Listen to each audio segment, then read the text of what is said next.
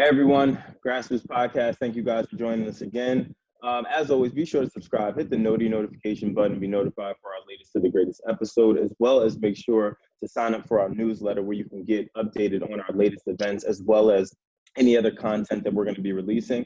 And lastly, please make sure to sign up for our new Discord, our gaming Discord. That has a whole bunch of other boards broken out into it, from gaming, music, culture, everything across the board. So be sure to subscribe to that. That said, I'm one of the hosts, Brandon Killabh, y'all. I'm Erin Ashley Simon. I'm Regular Nas. And our special guest. Oh yeah, my bad, C+. Come on, man, every week. Yeah, every week. This is on me. I should have prepped you. So normally on our show, what we do is we like to make our guests feel extremely comfortable and just introduce themselves, and then we kind of get into it. I should have prepped you better. Oh, no, it's all good. So this is the part where I say I'm C+? Yeah, this is the part where you say you're C+. Okay, I'm C+. Hi, Grassroots. So last week sometime, I brought you up a while ago where a few people had mentioned you, and particularly my nephew kept saying, talking about C+. And I'd heard about you for quite some time, but you dropped a project last week, and like I was saying on my live stream, it was like one of the best projects I've heard in its entirety. Like from start to finish, I didn't skip on it. So I kind of wanted to bring you here to my friends and talk about it, and then we could also just talk about culture and anything else we want to talk about. But first, congrats on the project. Thank you for listening. First off, like just giving me an ear, I appreciate that. I'm a fan of the podcast. I'm not gonna cap. I'm behind a couple of episodes. I think the last episode I watched was one of the earlier ones when you guys did the Royce interview, but Okay. But I know you guys you got a good ear. You know what I'm saying? So for when you was telling me you was fucking with the project like that, I was like, all right, cool. Because it's like, motherfuckers be listening, but then it's like you see some of the other shit that they might be listening to. It's like, Yeah. How well can I grade your ear? You know what I'm saying? Like, I know my shit dope, but you was listening to this, so it's like, but I know you guys got good taste, so I appreciate that. Yeah, definitely. Just from a creative process, because like I'm saying, I hear a lot of like different cadences with it. Like I hear a lot of Lupe, I hear a lot of underground. How do you feel about that? Do you ever get those comparisons? And then also, like, tell me a little bit about your creative process in even making this project, because I feel like it's vastly different from a lot of stuff that you've done before. Okay, so comparisons like I'm definitely first and foremost, I consider myself to be a lyric-driven artist. You know what I'm saying? I put the bars up front. You know what I mean? I've heard the Lupe comparison before. When I've been rapping for a long time, so like when I first came out, like I was heavy on the blogs and stuff like that, and I was getting compared to Mac Miller a lot, like early Mac Miller before he kind of got a little bit more musical. Rest in peace, Mac.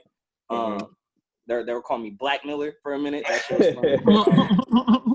But yeah, like I just came up like what really got me into hip hop, besides like my older brother, like just being into it heavy, was skateboarding. And skate videos would have like a lot of like more underground or even like sometimes more East Coast type stuff in the videos. And that's like just got me heavy on that, like early on, Wu-Tang, Gangstar, and then as I got older, I got into like Nas and like Jay-Z and shit like that. And I think like the main thing that kind of got me, like, because I was already rapping, like when I got into hip hop, like, you know what I'm saying, maybe around 13, 14 and shit, but like Jay kind of made me look at it like different, like on some like, he was rapping about the business and like the politics of like the rap industry and shit. And I hadn't heard anybody talk about that before, so that kind of intrigued me. And I feel like now, especially as I'm like older and I'm like more in like the driver's seat of my career and like more business focused as far as like how I go about making music and shit like that, because I gotta kind of play all positions being an independent artist. I think you hear a lot of that in my music, me talking about like my transgressions throughout the industry and my career and shit like that or whatever. And then just maturity, like just trying to like rap about just coming to age, because I feel like I really came of age through the music. I kind of like, I feel like I was part of a generation that kind of grew up with hip hop, you know what I mean? As, we went through the era of like, first it was like, oh shit, record sales don't mean nothing because everyone downloading the music. All right, cool, we killed the downloading the music, but now they're streaming the music and CD sales and shit don't really matter. Now we got to make all the money off the merchandise and the sponsorships and endorsements and the shows. Then it's like, oh shit, now that shit, now they're drying up. Like, niggas gotta go viral and fucking make some internet content and shit like that. So I done watched all these little like phases of hip hop come and go or whatever, and it's just like now I feel like it's starting to get back around to where people just don't want the bullshit. Like people like, I feel like people gotta buy into you as a person now to even really fuck with your music like that. Like you might have the 1 or 2 songs that they like, but if they really gonna listen to your whole project or really like tell their friends about you and vouch for you, it's like they gotta fuck with you all the way around. So I feel like with this last project with Bad Medicine, I feel like you could listen to that shit front to back and have like a good idea of who I am as a person. Gotcha. So Now, how have you even been? with, Sorry. How have you been like during these transitional moments in hip hop where there's this people feeling they have to go viral or do all these things? How have you been able to throughout that entire time keep true to yourself, but then also with that presentation of who you are to your fans and your followers? Where do you show where it's like I mean, clearly we can't expect you to show everything that you are. So where do you choose to pick what side you want to show, or what side or aspect or story do you want to tell to your followers and fans? Man, that's a good ass question. That's I feel like you got in my head with that one, because I literally think about that all the time, because it's like I walk this fine line of like, all right, how much of what I'm displaying, whether it be my personality on social media or even in the music or whatever, how much of this is like who I actually am, or how much of this is my like trying to like exaggerate or posture it to like create this kind of ultra cool persona that I want people to see of me that would be easier to sell, like, you know what I'm saying? But then at the same time, I also fight with times where it's just like I'll be feeling like super vulnerable, like just as a human, like not even as an artist or whatever. And it's like, you know what, these are the times I want to like bring the audience in or whatever, even if it's something small, just like a post on Instagram or whatever. Like, it's like, let me show this side of my personality. And I had to like kind of scale back on that, because I used to keep it like ultra real with people on Twitter. Like I used to like not tweet through my life, but like I wouldn't hold no punches about where I was at in my life. You had some emotional moments. You had some emotional moments. Definitely done had some emo moments on Twitter, and it's fucked up because I feel like a lot of the moments were inspired by the frustrations of not being at where I wanted to be at with my career and trying to figure out how to get there. You know what I'm saying? But at the same time, now it's like I kind of deaded that going into this year. That was kind of like one of my New Year's resolutions, was just like, kind of pick and choose what I want to share with the audience and shit. I've been sitting here trying to roll this fucked up ass backward for the last 5 minutes. I'm dead. But yeah, just trying to like bring people into my world, but at the same time, it's like I gotta hold some of the shit in for myself for the music. You know what I'm saying? And I feel like the less I started sharing of myself with social media and shit like that, it made it easier to be more personable with the music. But at the same time, I'm still trying to find kind of like a balance between it. And it sucks too that I live in kind of like a small town. So it's like if you get to talking about like any type of personal shit, like then everybody know what you're talking about. Everybody knows, yeah. So yeah, that shit ain't even really cool like that. So, but yeah, it's really just like, it just goes back to that kind of coming of age type shit or whatever. Even though I'm like a grown ass man and shit, I'm still finding out new things about myself and my personality and how my brain works and shit like that every day. You know what I'm saying? So, one thing I do want to like show audiences, especially to me being an independent artist, is like I would like to do something that kind of shows not the harsh reality, because I don't want to scare people off from like pursuing a career in music or whatever it is they're passionate about, but just the reality of shit. Like, didn't nobody explain to me like it's not impossibly hard, but didn't nobody explain to me how hard it is to like start an LLC and run your own company and file your own taxes and shit like that for an independent business. Didn't nobody explain to me like how much, when I first started rapping, I didn't know how much it costs to really do music. You know what I'm saying? And then it's like have been doing music for the last, professionally, I was like trying to do it as a professional hobby, should I say, for the last maybe like 8-9 years or whatever. And then just seeing like, it's like, put it like this. If I didn't rap, I'd definitely be a homeowner by now. You know what I'm saying? If I didn't rap, I'd probably have like a way nicer car than I got. You know what I'm saying? Because it's like I invested so much into this with the almost on some playing the long run, where it's like, all right, cool, I'm sacrificing these things now, but I believe so wholeheartedly in my talent and what I got going. And it's like, I don't gotta buy this car now. I'm gonna get a Benz later. I don't need to buy the house. I can live in the apartment now because I'm gonna get the mansion later off the rap that I'm sacrificing for now. You know what I'm saying? But that, would you feel that that has been a staple of like the Northern California artists? And well, the second part of that question is, do you find it difficult to make your own lane because you're kind of sandwiched in between? LA has a distinctive sound, in Oakland and the Bay Area has their own sound. But when I listen to your music, I don't hear either one of those. So do you find it kind of like, listen, I got to put on for Sacramento? Yeah. Well, yes and no. Like I put on for Sacramento in that, like, I'll never be an artist that moved. Like I lived in New York for a little bit. I've been back and forth to LA, just, networking and shit like that. But I would never be an artist that moves to LA and says I'm LA based. You know what I'm saying? Like even if I'm living in LA or even if I'm in New York or whatever, it's like, I'm always going to be Sacramento to the core and always represent that. And I feel like besides Mozzie, like I know a lot of niggas in the music industry that you would have no idea that are LA based producer, artist, actor, whoever, whatever. But you would have no idea they're from Sacramento, California, born and raised, because it's not like a popular place to be from. You know what I mean? And then also too, what you're saying about the independent game, it's like I grew up like seeing Mob Figures posters, Brother Lynch posters, SIBO, Hollow Tip, all these like local Bay Area and Sacramento rappers that were like pushing a hard line, like doing like street promotion for their music and shit like that, just selling independently out the trunk. And I know cats that went what we refer to as ghetto gold, which is 500,000 copies sold, but it's not on Billboard, it's out the trunk. But if you sold it out the trunk and you put up your own principal investment for your physical CDs and you sold 500,000, you damn near made $1 million. Yeah. You feel me? So it's like I grew up watching cats like the Mob Figures and San Quins and Messy Marvs and Mac Dre's and shit like this, like go platinum and have the mini mansions and the foreigns off of rap, but you never heard of these niggas, like if you weren't from here, you know what I'm saying? So like that early on kind of let me know like that it was possible and it's capable to do. But I think like being sandwiched in between, up north doesn't really have an identity either. I feel like as far as like Seattle and Portland or whatever, it's like a lot of them kind of just, going off of what they see, in the Bay and in LA and shit like that. And then from that, I feel like that's what curates people's own identity musically. You know what I'm saying? Sac, I feel like Hold on, Plus, real like, quick. Can you shift your camera down a little bit so we can see you a little bit better? Yeah. Hold on, no. Yeah, there you go. Okay, cool. And try to stay here. Got you.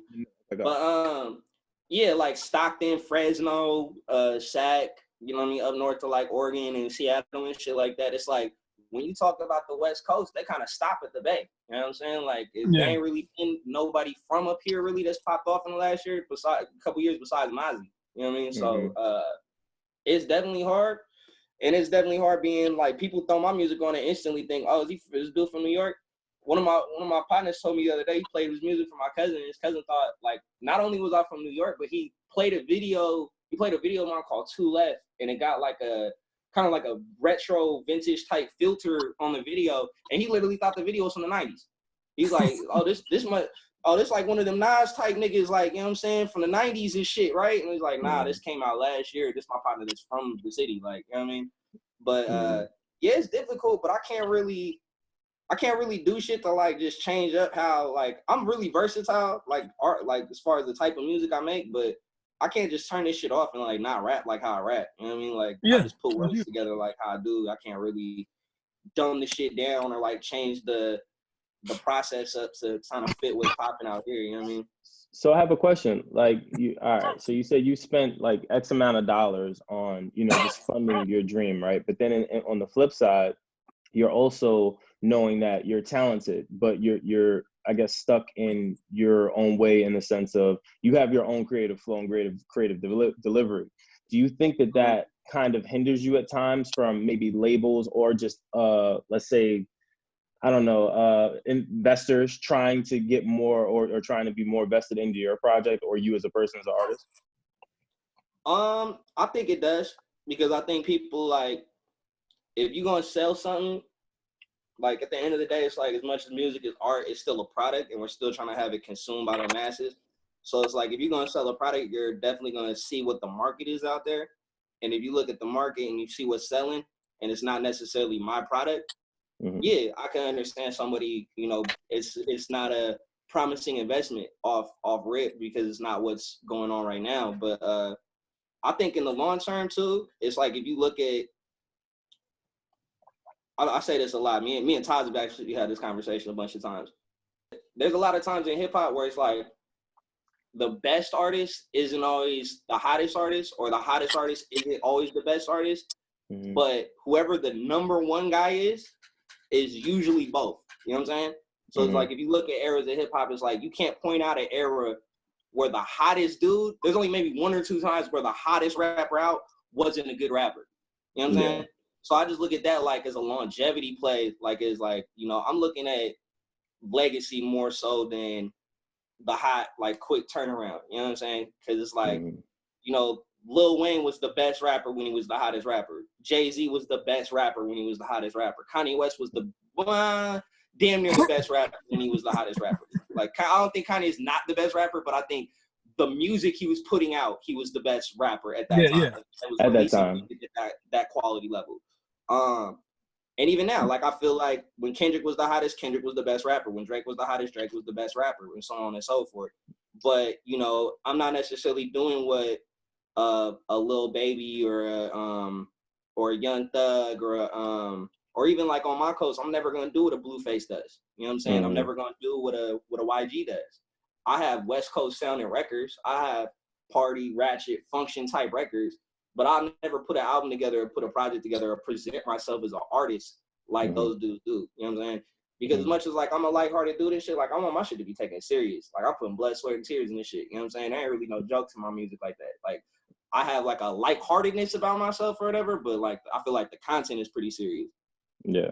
So how do you, because you don't have like a specific like sound, right? And especially when it comes to music or content, like, people want to pinpoint you in a specific box because it helps them with marketing you, establishing that brand, and also understanding, you know, what your region or your core fan base is. Do you feel like because you don't box yourself in, that it makes it a little bit more of a challenge or difficult in order for you to market yourself? Man, people fear what they don't understand and hate what they can't conquer. So, like, people wanting to box me in and stuff, that's just for their own personal, you know what I'm saying? It helps them process stuff more, I feel. Like, I pride myself on being an artist. Like, I read a comment one time on a blog back in the day where somebody said, like, that I make background music. You know what I'm saying? And when I first read it, I got hella offended because I'm like, I got bars. Like, I'm saying shit, stuff you really need to pay attention to. Like, how is this background? You know what I'm saying? But then I thought about it. I'm like, nah, like, I got music for every type of mood that you're gonna go throughout the day. I got music for girls when they getting dressed to go out with their friends. I got music to study to. I got music to listen to when you're going through some stuff in a relationship. I got music to hustle to. I got music to pump you up when you're in the gym. I got music to party to. Like, you know what I'm saying?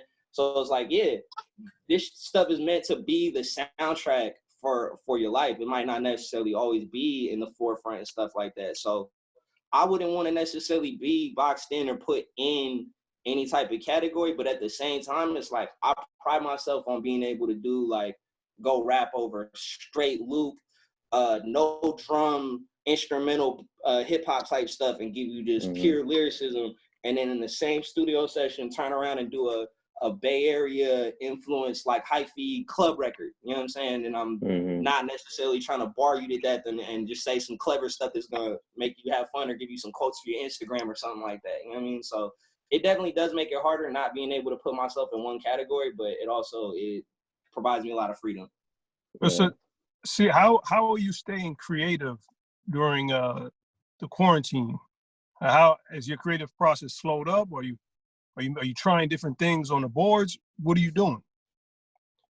I just did an EP like in the last 2 weeks with one of my producer partners named Made by Jet, and we tried some different stuff. I could say we tried some different stuff, but I work in the cannabis industry, so I'm an essential worker. So I've literally been outside every day. Like, reluctantly, I don't want to necessarily be outside, but my life ain't really, I'm a homebody. Like I may, go to a bar every now and then or whatever and try to show face and stuff to, keep my little rap image up and stuff. But besides that, I'll be in the crib.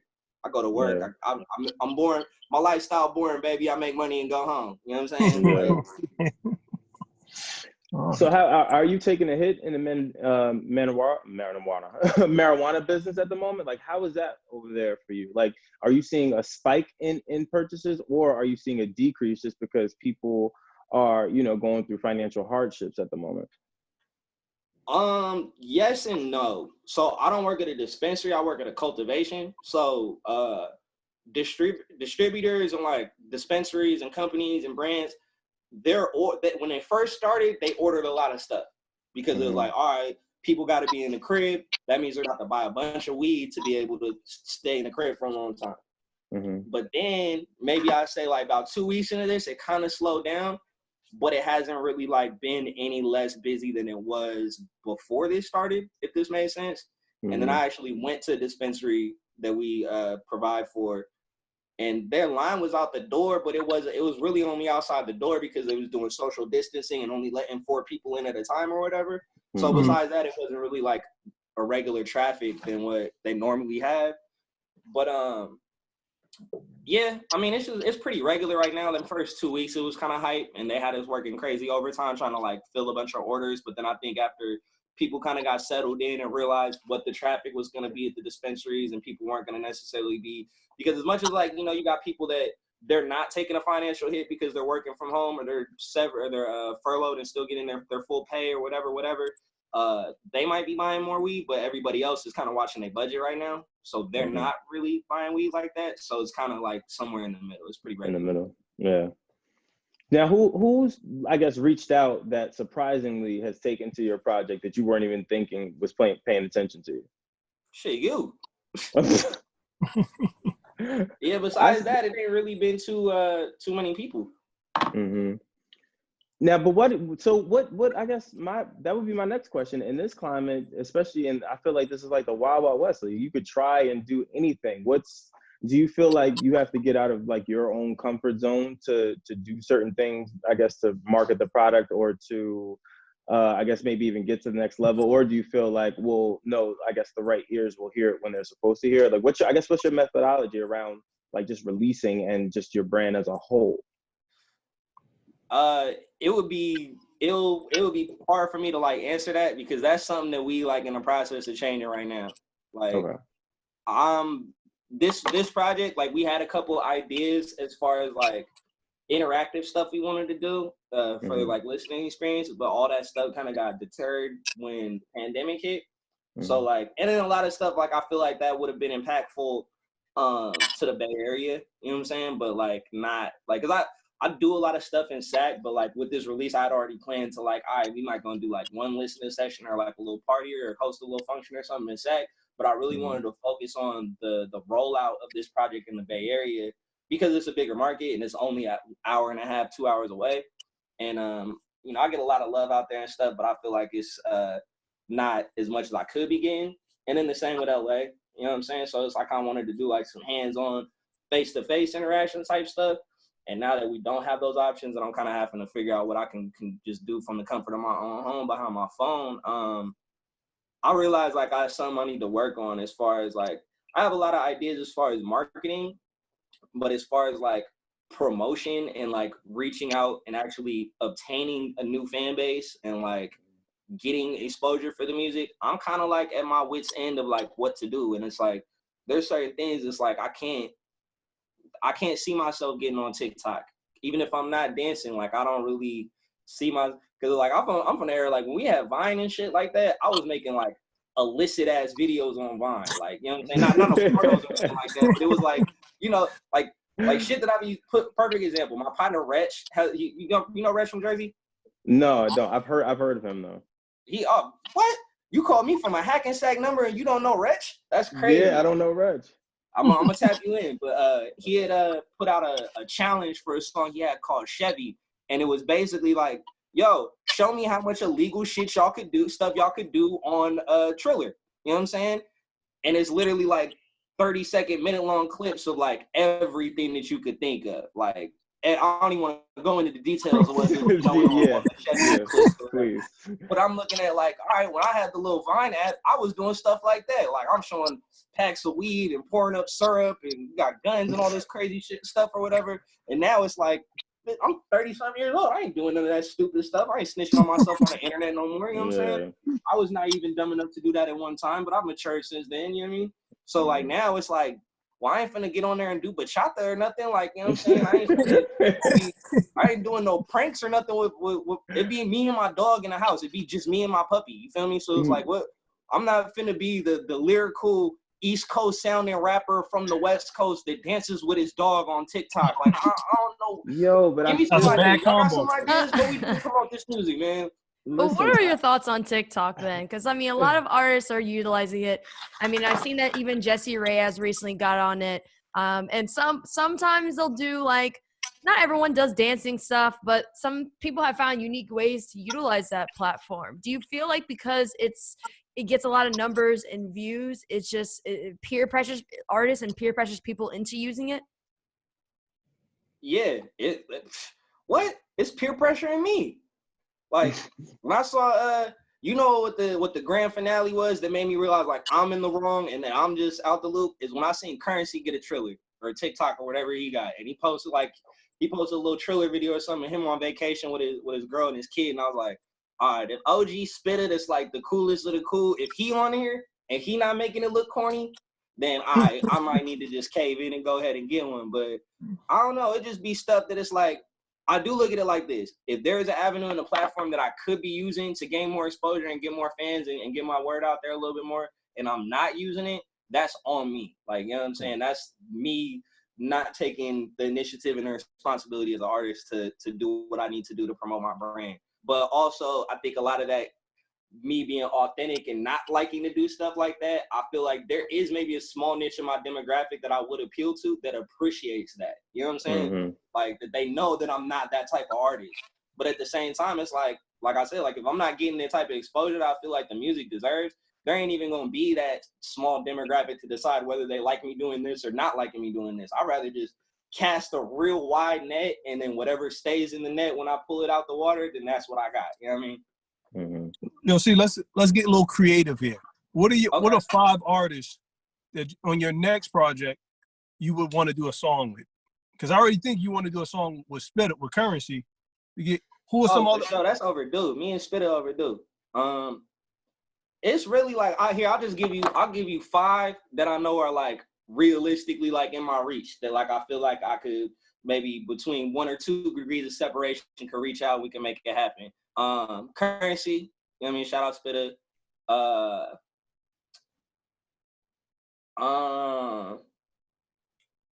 I think it's reaching kind of far, but I want to do a song with Benny the Butcher.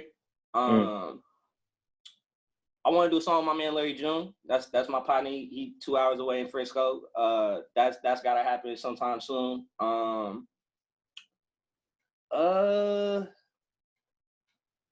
want to give like a good one like this, like not like just off the. I thought Benny was good.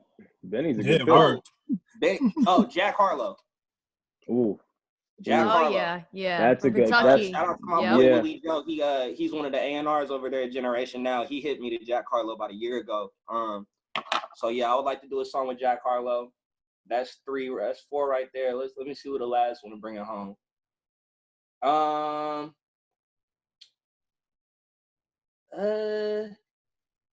Try to think like some of the new guys, like new guys that like I like, that maybe might not be in like the same lane as me. Who have I been? I want to do a song with Babyface Ray. Babyface Ray? I would have never. Babyface Ray from Detroit. I would have never thought you would have said that. Bro, that's low key one of my favorite rappers. Like been so for the last couple years. Like I like him. I be going down the rabbit hole with the Detroit rappers. Like I'm familiar with all of them, but him, Payroll Giovanni, and Bodie James, obviously, and what's my other cat name that why am I forgetting his name right now?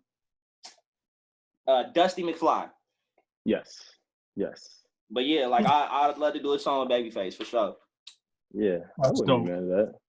Well, shit. What do you think about the battles and IG battles? Would you ever even do any of that stuff? Like, how do you see everything that's happening with the verses with Swiss and Timbaland? What do you think about that? And does that add to your anxiety of like, damn, here's another way of people like creating things, and now I have to go and just be more creative as an artist because now you have, like, you even have Fab saying stuff like, hey, if artists are gonna do it or rappers are gonna do it, they shouldn't have to know or be aware of who their opponent is. They should just go show up and that's the even playing field. What you think about that?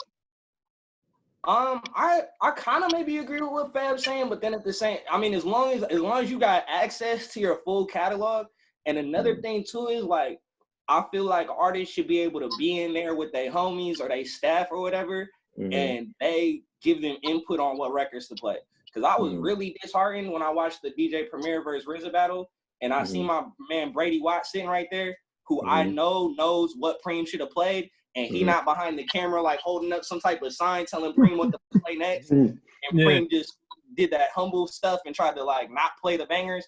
Cause like, and me and Taz were talking about that too. It's like, you know, I'm a fan of that era, but not everybody remembers J. Rue the Damager and the Crooklyn All-Stars and like some of these real big records that were really only big on the East Coast. In the 90s or whatever, when the East Coast was like the prominent epicenter of hip hop, you know what I mean? Yeah. So it's like when RZA plays Wu-Tang records from the early 90s that came from New York, but rung off in all across the world, and then Premier played these records that are really just East Coast hip hop classics, that kind of hurt them, I feel, because it's like, if I looked at it like, you only got 20 records. Why are you not playing your 20 biggest most records? Like records that made the biggest impact? He was trying to play like, this was a sleeper, this was a fan favorite. Like, nah, you can't play. It's now B-side time. But listen, even the B-sides, like I said, I've been saying this for one of your B-sides and your counter B-side to be Devil's Pie. That's a big counter from someone like Preem. And then to follow it up with a Christina Aguilera record, that's different. I don't think Preem. I think Preem went into it having fun. I don't think he went into it like, yo, I'm about to take heads off. Because I mean, Preem could have went ham. We know that, but I just found it interesting that I think what did RZA play? I think he played like Protect Your Neck or something, and then Preem just played Devil's Pie, and I was like, wait, what? Like, it was a weird. Not even weird. It was like really strategic. Like, I don't even think anyone in the chat, in the board, you know how they do the chat or whatever. Everyone was in there like, I didn't even know he did that record. Like a few people, like even Ed Lover, he was even saying the same thing. He's like, I never knew that he did that record. I didn't know that either. So I think that's the best part for me. Yeah, that's true. I knew Premier did Devil's Pie when I seen it for the first time in Belly, because around that same time, I was like I said, I got really into hip hop from them skate videos, and Most Def Mathematics, which Primo also played, I heard them cuts. And when I watched Belly and I heard them cuts come in, and then that bass line drop, I'm like, that's the same. And then I'm not even into production at this time. I just knew, I'm like, nah, that's the same dude that did the one on Most Def album. That's the same exact with the bass line and everything. So, but back to what Nas was saying about the with the battles, or when people like, if you just show up with your full catalog, then I would like that if people didn't know who they were battling. You know what I'm saying? And just show up in the verses like you don't even know. It's just there's gonna be a verses on Saturday at 8:00, and you don't know who battling who. You know what I'm saying? And you just tune in, and it's this heavyweight versus this heavyweight.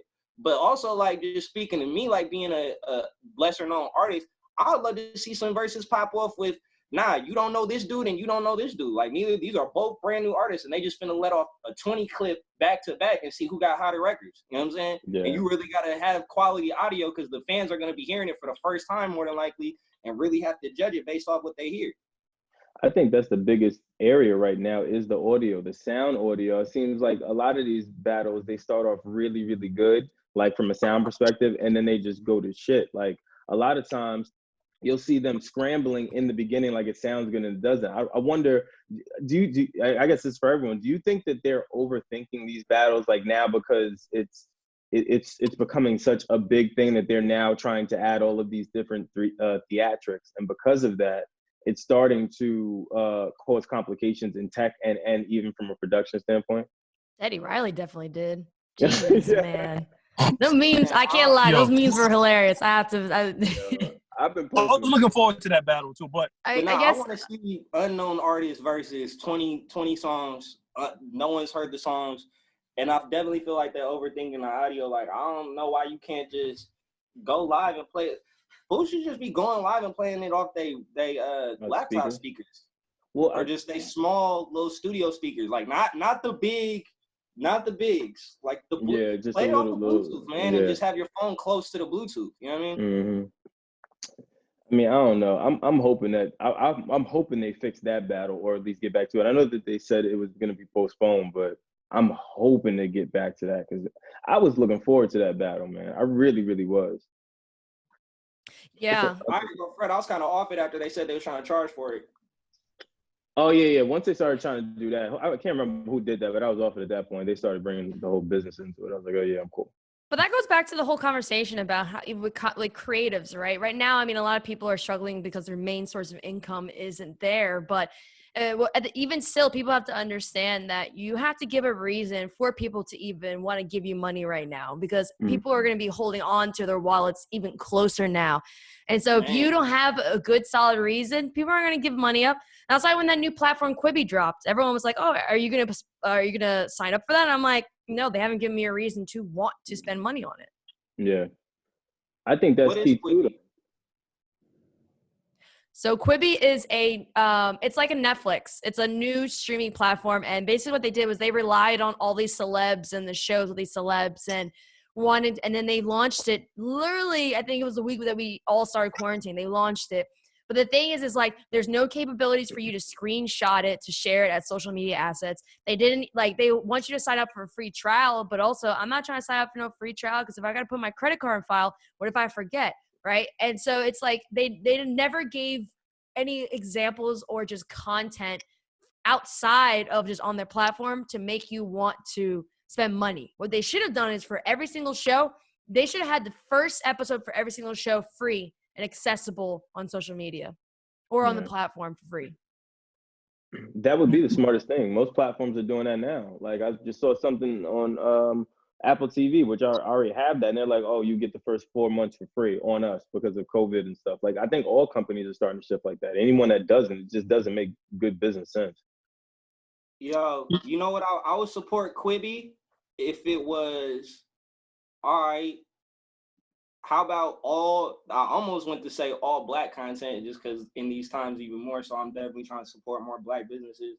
But if it was all independent, like up and coming content, and the monthly fee that you're paying is fundraising for all the content, like, I'd support an app like that. That'd be dope.